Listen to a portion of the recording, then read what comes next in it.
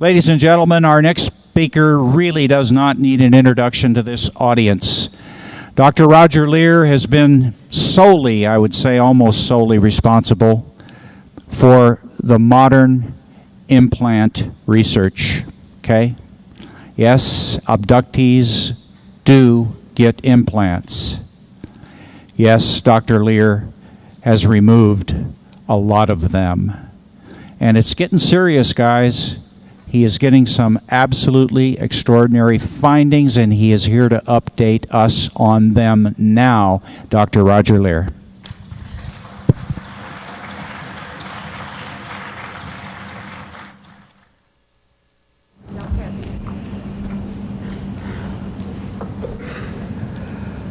They gave me a stool.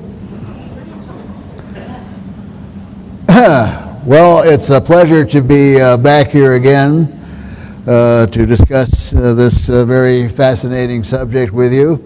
Has everybody had lunch? Oh, okay, well, those of you that haven't, I feel for you because I haven't either. But anyway, we have a lot of material to cover in just a very short time. I'd like to make one special announcement. There is a trip that's going to occur. These brochures are in various places at the registration table and at my table in the vendor room. It's a wonderful trip to Egypt, and the date is May the 5th through the 17th. George Norrie from Coast to Coast AM, where he possibly will be there broadcasting live. So if you can make it and you want more information, there's only 25 people that are going to be allowed to go. So please find out more about it. I'd like to thank Bob Brown and the UFO Congress for giving me the opportunity to do this presentation today. I'm going to present some new material that you have not heard about before. And this is based on the 15th surgery that we've done for removal of alien implants. We'll simply call this case file SC0010908, and if I can work this machine, we'll go on. Now, the patient has been using a pseudonym. His name is John Smith. He's 47 years old, and he is married with 3 children. He resides in Southern California, and his occupation just happens to be a physical scientist. So very strange things involved in this case. He has a positive alien abduction history, and as you know, ANS research has a very strict set of protocols and criteria that we use before any surgery is performed. And John fulfilled all the criteria and protocols and became the 15th case. The area of concern here is the second toe of the left foot.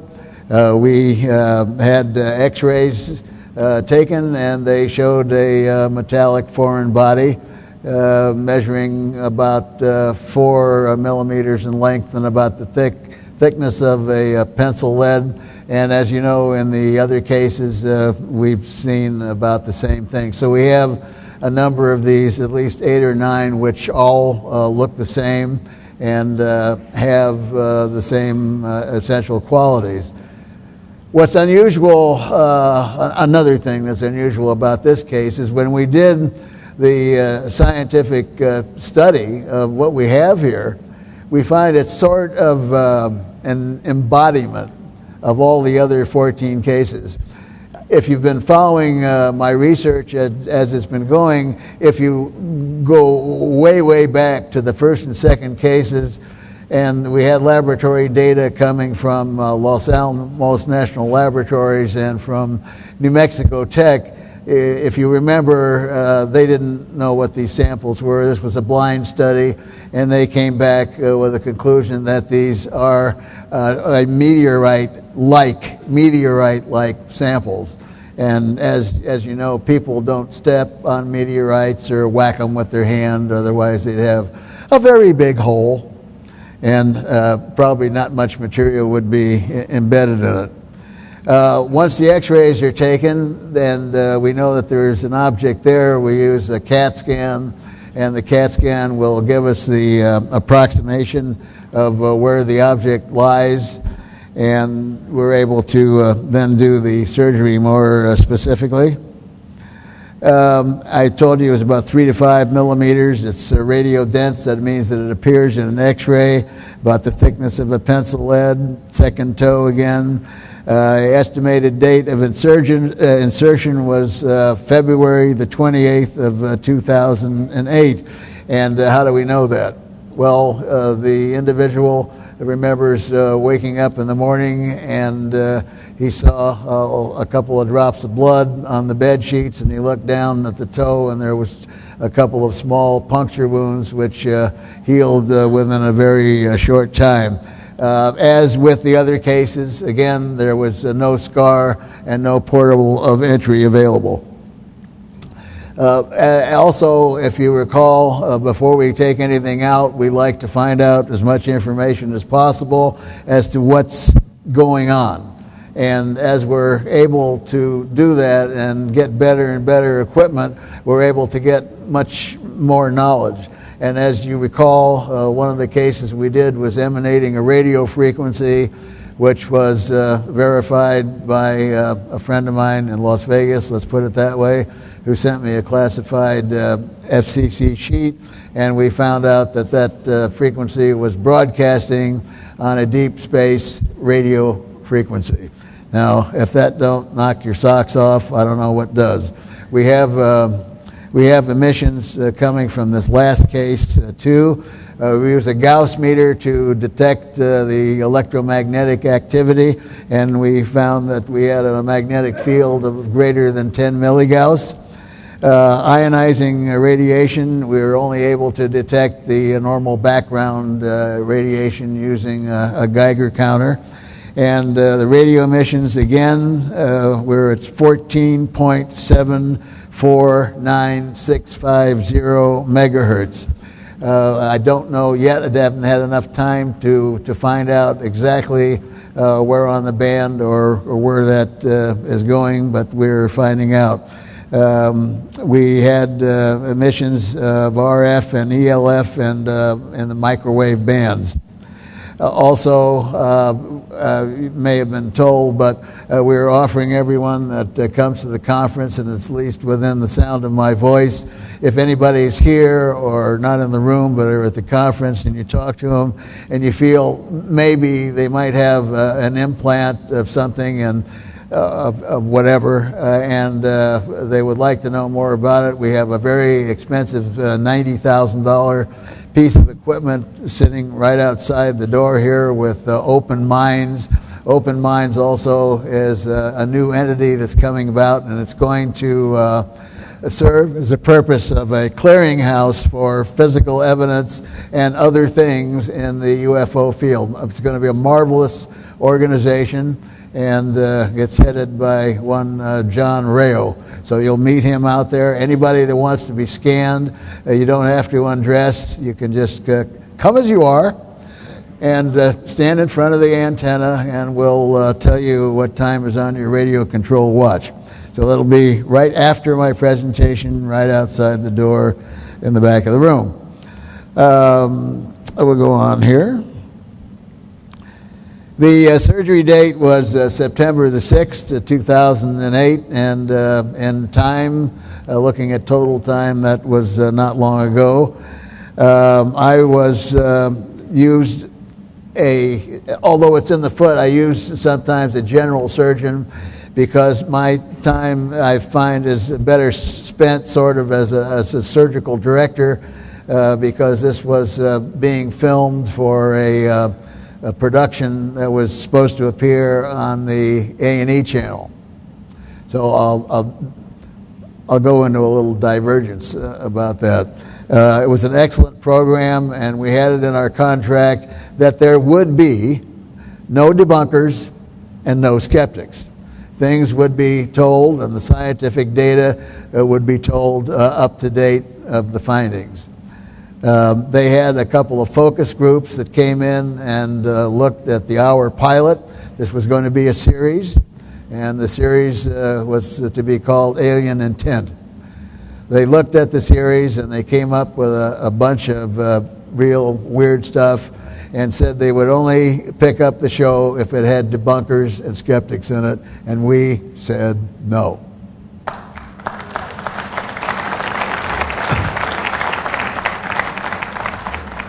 I will never, ever intentionally again, and I try and do the best that I can to prevent this from happening. I've done numerous television shows. One is still playing. A lot of the shows that you see on television, and even those done by respectable groups, will bring in things. There's a very clever thing going on. The people who are doing the show will debunk themselves. So you may have seen some stuff that's recently on TV which have two outcomes: no conclusion, or it's not real. So be very leery of what you see on TV, but I'm trying to place myself in a category where if a program appears on TV, unless it's purely entertainment and they want me to entertain, the knowledge that you're getting will have no debunkers and no skeptics. So on this case, I serve as an assistant surgeon. The anesthesia is a local. We use two mixed anesthesias, and just to put the area to sleep. We have stills and video that record the surgery going on, of which I'm going to show you some actual surgery footage. So I hope you've digested your lunch.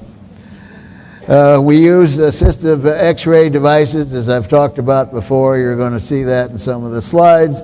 It's called a C-arm, and it has a sender and a receiver, and then what you're seeing appears on two television screens. You're actually able to see an instrument being inserted, and you're able to find the object a lot quicker.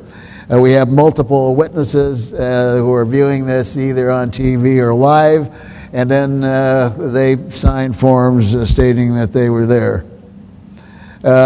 Now, the specimen appeared, when you looked at it as on an X-ray, as a solid unit. But yet when we went to remove it, it came out in multiple fragments. It was quite brittle in nature, and it sort of came apart. And the fragments, as in the other cases, were surrounded by this very strange type of biological coating, which we've been finding with some of the other objects. The fragments were all placed on a surgical drape, which you will see, and I had to very carefully pick these fragments up and put them in the specimen container, which contains the patient's own blood serum. One of the photos here is the device that we use for the detection of radio waves. And we did that, as well as using the Gauss meter. Here you'll see some filming going on, and also you'll recognize one of the individuals there as Whitley Strieber. A couple of pictures. I'm pointing to the object on the television screens that is part of the C-arm apparatus. This may be a little hard to see, but there is an object right here, and that's the object that we removed. Here is some actual surgery going on. This is material which has blood on it and a few pieces of the specimen. Here's the specimen container. It contains blood serum and has a bit of the sample on it. Now, we'll just diverge for a moment. What we like to do is we like to check as many things as possible, and this case was so interesting I couldn't help but want to present you this material, which is the first time anybody is ever hearing this. The you're going to get a lot of information which you've never heard before. This is the first time a breakthrough. So I just hope you realize how lucky you are to be a part of this. Client's home is a single-story dwelling. Its exterior construction is plaster over chicken wire and the usual type of wrapping. The interior is plaster over wallboard. There's a number of magnetic anomalies we found. The exterior of the master bedroom wall, above and below, but mainly below the window, showed some magnetic properties. A backyard soil was highly magnetic, with a large magnetic field exceeding 10 milligauss, and the soil also spontaneously catches fire. We took samples and had some soil analysis done and found that the soil has an extremely high bromine content. He had a fiberglass boat that was in the driveway, and the fiberglass was also highly magnetic, which I don't know how that can happen. There was anomalies also of a Cadillac automobile that the individual drives. The interior of the house had numerous magnetic anomalies. All the utensils in the kitchen drawers, including things that absolutely should not be magnetic, such as those wooden salad serving forks and spoons and other utensils that were either plastic or made of wood. They are not supposed to be magnetic. The kitchen cupboard hinges were highly magnetic, and some of them contained only one pole of the magnet. Unipoles are not supposed to exist, but evidently they do. The non-metallic kitchen counters also were magnetic. The interior master bedroom wall, again around the windows and confluent areas, which we found on the outside, was also magnetic. I hope you can see this. This is a drawing of the house, and it indicates areas of a large amount of magnetism. There was a avocado tree that was growing in the backyard, and we set the Gauss meter on a limb of the avocado tree, and it pegged the Gauss meter at 10 milligauss. Now, if you've ever seen an avocado tree that was magnetic, please get in touch with me at once. I would hate to eat the fruit off of that tree and have it stick to the metallic buttons on my shirt or something like that. Have a taco. They wouldn't want to make guacamole out of that, I think. All right, now in addition to this, we were able to dim the lights in the bedroom, and using 3 different frequencies of ultraviolet light, we found, again, this is the first time, so enjoy it. It's for real. Here's a picture of it. I hope you can see it. We found 2 small childlike handprints on the wall which were phosphorescing, and they only have 4 fingers. I don't have any friends that have 4 fingers that I know of. Here's another one. Look carefully.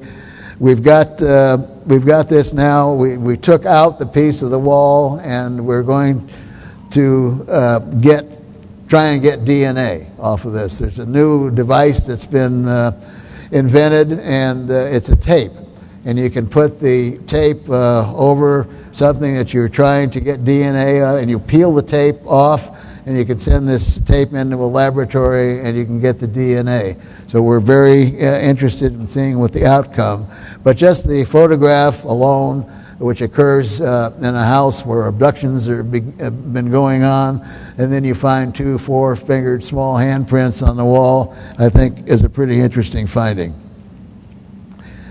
48 hours, here's another weirdo. 48 hours after the surgical specimen was placed in a sealed container, I went to check on it. All the little pieces that we had taken out, I told you the object broke into a number of fragments.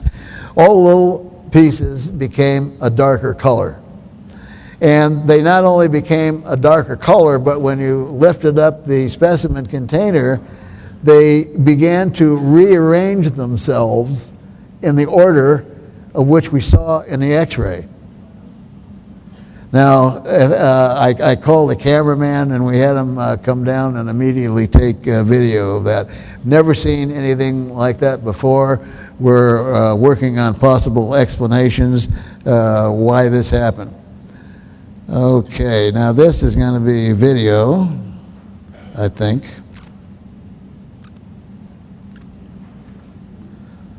If I can find the cursor. There we go. There we go.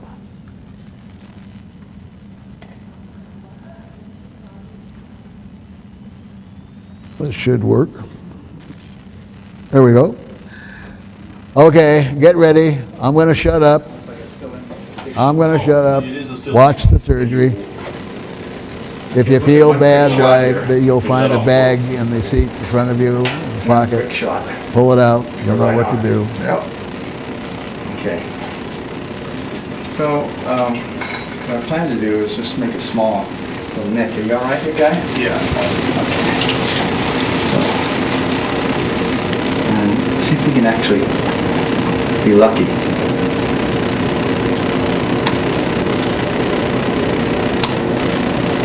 Remember, it's in in case you got a sponge. Dan?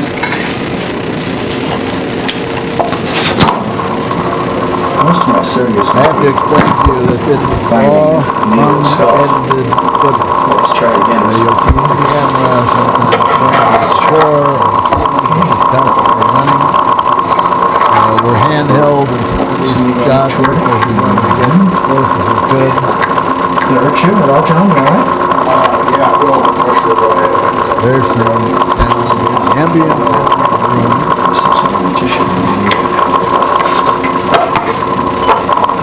That's the screen, two screens that we look at.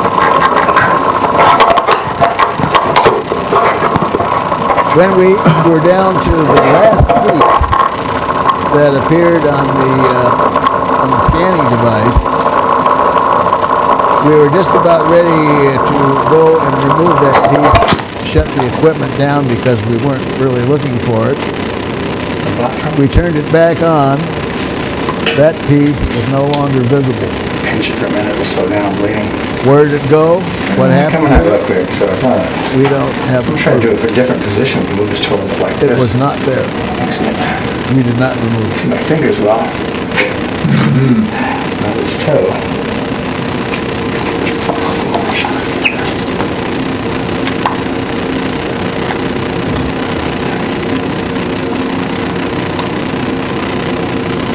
Actually, I think you're a little proximal.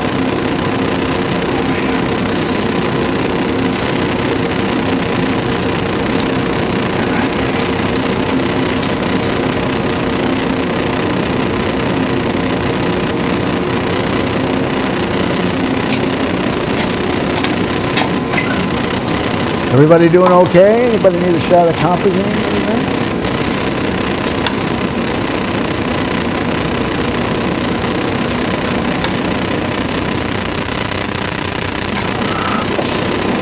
There's nothing there, is there? Doesn't appear to be anything visible. Well, I think we've say that again. Say that again. Take one more quick shot and take it from there. Okay, one more quick shot here after my last suture goes on. And, see if we see anything in there. I mean, you saw one little tiny speck. I thought we didn't get quite all of it. I don't see anything now. No, it looks clear. I don't see anything left. I think we got it all out of there. So we're gonna put a little pressure on your toe here. I'm gonna have you, Dr. Leir, take Very this carefully. very carefully. All these little pieces out here. Which ones you're talking about? Yeah, the ones from here to there. They're really tiny things.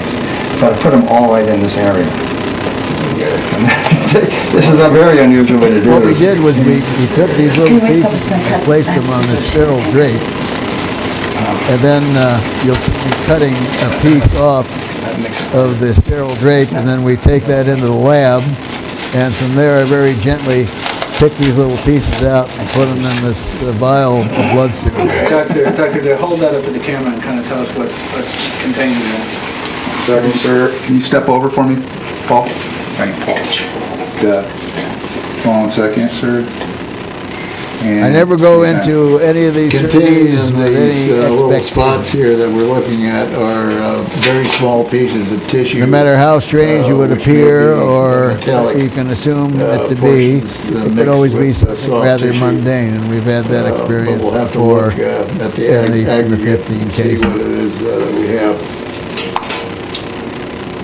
So where is this going to head up to now? Well, depending upon when I get out of here, we'll have to determine whether we have enough to send to pathology or whether it should go directly to metallurgy. So we need to get an SEM done, which will look at both the soft tissue and the metal. Can I help you sit down and go through this? I think I know where we are with everything. Okay, I want to get it so we can put it in that other vial. So let's. Okay, that's enough of that. Everybody see that okay? Everybody all right? I'd ask you for a show of hands, but I can't see a doggone thing up here. Okay, let's go to the testing. We performed a number of tests, and as you realize, what I've told you before, we've spoken, we look at the object and we look at the outside first, and then we begin to look in. So we do some optical microscopy and get to see what the thing looks like with some magnification, and then we do SEMs, which is scanning electron microscopy, and EDX, which is X-ray dispersive X-rays, and that tells us what the object is basically made out of as far as the elements are concerned. These are a couple of the graphs using what's called Raman spectroscopy, and it begins to give us clues into what we are looking at. Now, analytical tests showed the following. We showed trace element patterns which were consistent with meteoric origin, all the way back. Remember, I told you in the beginning, back to the first two cases. We're all the way back to that again. And we look at the nickel-iron ratio in these, and the nickel-iron ratio appears to fit in the meteoric category. Now, what someone has done, some entity or something, looks like they're using a meteoric iron mixed with some other rare elements to make an object, to put together an object with a specific function. Now, in addition, there are a number of things that we found. I told you about the nickel-iron ratio. We found some minor elements in the sample. Some of them are listed here. These are very strange elements to find in somebody's foot. You just usually don't find these sort of things. Now, in addition to this, we have testing which shows that there's biological material which is either growing out from the metal or into the metal. We don't know yet, but we're doing more testing and more data. This is mind-blowing enough, especially when you look at the last one here, which is uranium. And the only isotope of uranium that was found was U-238, which is very difficult to find in nature existing by itself. So in toto, what we have here is something that's most unusual. This is not the end of the science, but I wanted to present this material to the public for the first time. And I chose the UFO Congress to do this. There are going to be many more tests that are going to be done, and if we can get them done in time in toto, we want all the I's dotted, we want all the T's crossed. We don't want there to be any concern. And what we're going to do is we're going to use controls, which consist of perhaps a piece of steel and an actual meteorite fragment, and then we'll be able to compare these and say, this is what we have, this is what's in a nickel-iron meteorite, this is what's in a piece of steel, and these, apparently are not things that come from here. Now, there's some other significant things that we found in the sample. There may be things like inclusions, and I told you before, if you've listened to me speak, that some of the testing that was done at the University of Toronto in Canada showed that there were very interesting spheres or ovoids and other material that was found in the samples at the University of Toronto, including in this particular sample, we not only found those confluent with what we found in at the University of Toronto Material Science Department, but we've also found inclusions which appear to be sodium chloride crystals that are rectangular in various sizes. And you say, oh, what does that mean?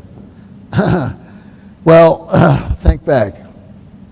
Remember, is there anybody here that's old enough to remember a crystal set?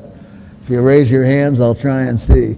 Yeah, a few people. The old radio was a crystal set. And what did you use to get a radio program? You used the crystal, and a battery and a copper coil and a set of earphones, and lo and behold, you got a radio show. The early days of radio. So crystals must have some meaning, and perhaps that meaning is being used by entities from somewhere else or intelligences from somewhere else that know how to use the atomic structure of the elements that we have here in this solar system, or maybe some other solar system, or maybe some other distant galaxy. Who knows? But they're able to put things together in, yes, you could say, a manufactured way, as we consider manufacturing. So they can put things together that can use these basic materials for a very specific purpose. And that appears as what's going on here is a very, very complex, excuse me, very complex form of nanotechnology. And as you know, our nanotechnological development is occurring as we speak. Now, I want to make just one other statement. They say I have 9 minutes left. There's a wonderful clock up here now. It's all a modernization. You see we have colored lights and all this modern equipment. It's just wonderful. I've lectured at these Congress proceedings now for a number of years, and the improvements that have been made are just marvelous. So at the end, I'm going to ask for your hand for the Congress and Bob Brown. Anyway, I get asked often about disclosure. Now, there's going to be a conference in Washington, D.C. that Steve Bassett's putting on called the X Conference. And in talking to Steve, he expects that disclosure may even occur before the conference. I hope he's correct, but in my personal opinion, after traveling around the world in 42 countries in 7 years, I can give you my opinion, and that is disclosure is happening as we speak. All you have to do is pick up the tidbits that occasionally appear on radio, on television, coast to coast. You will get some knowledge of things happening here and happening elsewhere. You go on the internet, use it as a tool. You may be getting some truth somewhere. Other stories are not the truth. But disclosure, I think, is happening. We've had a number of governments that are releasing information, Denmark, Canada, Brazil, France, the UK. Why is this all going on? There's some predictions about Obama's meeting with the Prime Minister of Canada, supposedly discussing other factors having to do with the economy. Some feel that with Hillary Clinton, who we believe is in the know, and Leon Podesta there, that the U.S. government may actually disclose some information. And then, also consider what is disclosure and what are you going to do, who's going to make it. Suppose the U.S. government does tell you that We have non-terrestrial visitors, and we've had for a number of years, and they're flying around and invading our airspace, and they can't protect you from whatever it is they do. That's quite an admission. I don't really think we're going to hear that. They may tell you about some cases, maybe. But let's say, who are you going to believe and how it is going to affect your life? Let's say the President of the United States makes an announcement that we have extraterrestrial visitors. You're still going to get up in the morning, and what are you going to do? You're going to make breakfast, and for those that go to a job, you're going to go to work. And as an example, if one came down during rush hour, a big craft from 3-4 light years away in our neighborhood, as my good colleague Stan Friedman talks about, and lands on the freeway system, how is that going to affect your life? Most probably, you're going to get on your cell phone and you're going to call some agency like Caltrans, and you say, can you get this thing moved off the freeway? Because I got to get home, I got to feed my cat, my wife expects me for dinner, I got to stop at Albertsons and pick up something. But yeah, it's nice. We have visitors now from somewhere else, but please don't let them interfere, because I got to get up in the morning. I got to go to work. So how much difference is it really going to make in our lives? And I don't think that the other side of the coin, where you watch movies and they're going to come and eat us, or they're like walking zombies and they come out and do all kinds of nasty things and come back from the dead and they bleed green and all over your carpet.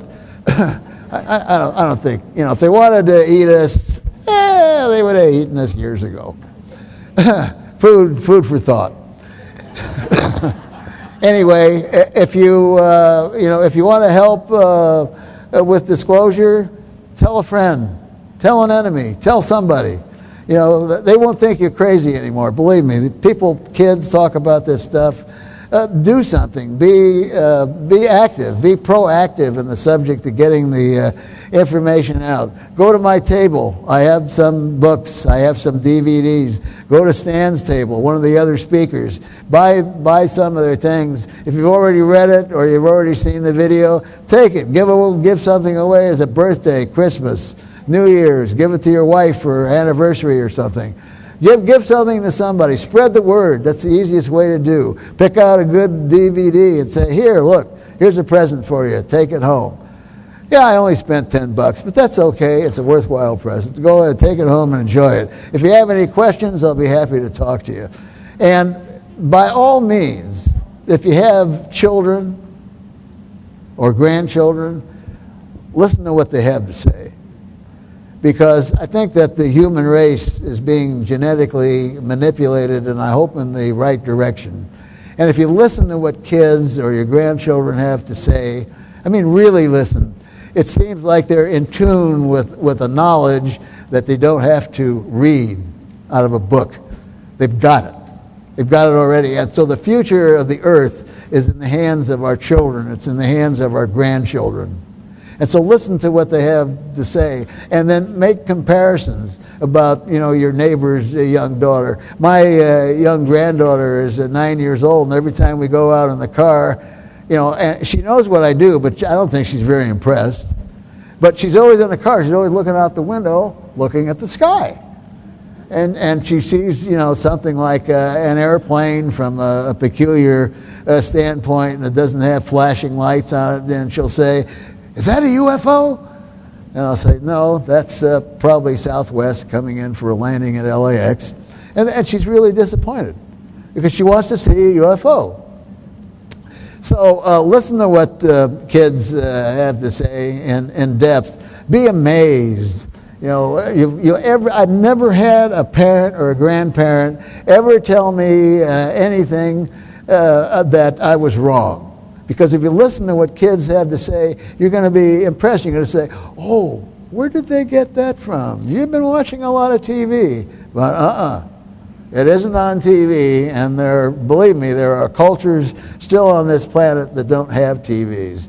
There's still people without food, without shelter in this day and age, which is impossible to believe. But there are people starving right here in our own country.